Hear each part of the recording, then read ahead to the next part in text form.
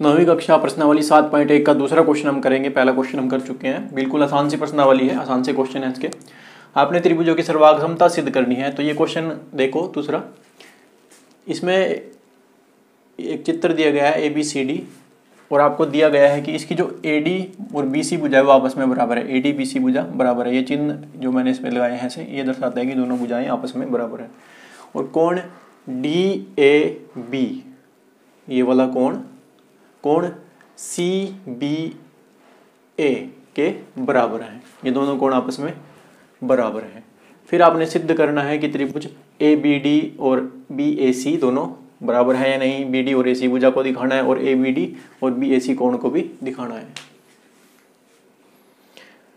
तो पहले हम दोनों त्रिभुजों को देखते हैं। अगर हमने दोनों त्रिभुजों को सर्वाक्षम दिखा दिया तो ये बातें अपने आप ही सिद्ध हो जाएंगी, वो आगे देखो क्वेश्चन में। तो हल देखते हैं इसका। पहले हम दोनों त्रिभुजों को लेते हैं, त्रिभुज ABD व त्रिभुज BAC से। तो त्रिभुज ABD आपकी ये रही और त्रिभुज BAC आपकी ये रही। इसमें दो बातें हमें पहले दी गई हैं। देखो ये भुजा और ये भुजा आपस में पहले बराबर दी गई है। तो मैं लिख देता हूँ AD बराबर BC, ये हमको दिया है। उसके बाद ये भी दिया है कि ये कोण और इस त्रिभुज का ये कोण आपस में बराबर है। ठीक है, देखो बिल्कुल आसान से क्वेश्चन है, कुछ बातें आपको दी है, बस आपने एक बात देखनी है खुद से। कोण DAB बराबर कोण CBA, ये भी क्या है हमको दिया है। ठीक है, देखो कि ABD का त्रिभुज का तो ये कोण और जब हम दूसरी त्रिभुज लेते हैं BAC उसका ये कोण, ये दोनों कोण आपस में बराबर है। ठीक है, ये भी हमको दिया है। और तीसरी बात है जो हमने खुद देखनी है, वो भी हमें अलग ही पता चल रहा है। दोनों त्रिभुजें एक ही आधार पर बनी है। देखो चाहे हम ABD त्रिभुज लें चाहे हम ABC त्रिभुज लें, दोनों का आधार एक ही है। तो दो AB बराबर AB, यहाँ पे क्या है ये सांझी भुजा, बिल्कुल पहले क्वेश्चन की तरह है सांझी भुजा। तो यहाँ पर इनकी तीन बातें बराबर हो गई है।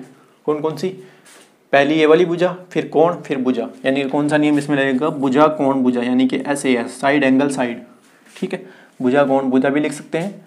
मैं अंग्रेजी में शॉर्ट फॉर्म लिखता हूँ इसकी SAS नियम से। दोनों त्रिभुजें क्या है? त्रिभुज ABD सर्वाक्षम, सर्वाक्षम का चिन्ह है। त्रिभुज सर्वाक्षम है त्रिभुज BAC। ठीक है, अब क्योंकि दोनों त्रिभुजें सर्वाक्षम, सर्वाक्षम का मतलब बिल्कुल सब कुछ समान हो चुका है इनका। तो पार्ट 2, अतः सिद्ध है, क्योंकि दोनों त्रिभुजें सर्वाक्षम है। ये वाली त्रिभुज के बराबर है। तो इनकी जो ये भुजा है BD और AC, यानी इसके जो बड़ी त्रिभुज के विकर्ण ये भी क्या है? समान है। अतः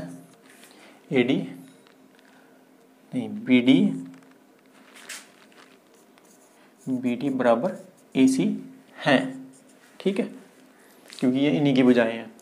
और ABD कोण, अब देखो ध्यान से, ABD कोण, एक तो ये वाला कोण था, अब ये इस त्रिभुज का दूसरा कोण है। ये वाला कोण इस त्रिभुज के इस वाले कोण के बराबर है। ठीक है, क्योंकि दोनों त्रिभुजें पहले ही सर्वाक्षम सिद्ध हो चुकी है, तो ये वाला कोण भी क्या इनका बराबर है। अतः और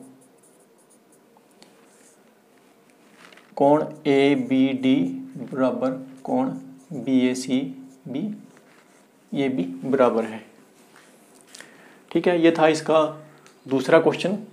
सिंपल सा क्वेश्चन था, बस हमने दोनों त्रिभुजों को सर्वाक्षम दिखाना था, जिसमें से दो बातें हमें दी गई थी कि ये भुजा इसके बराबर है और ये कोण इसके बराबर है। तो दो बातें बराबर थी और एक थी ये कि ये भुजा सांझी है दोनों में। ये बात हमने खुद से लिखनी थी।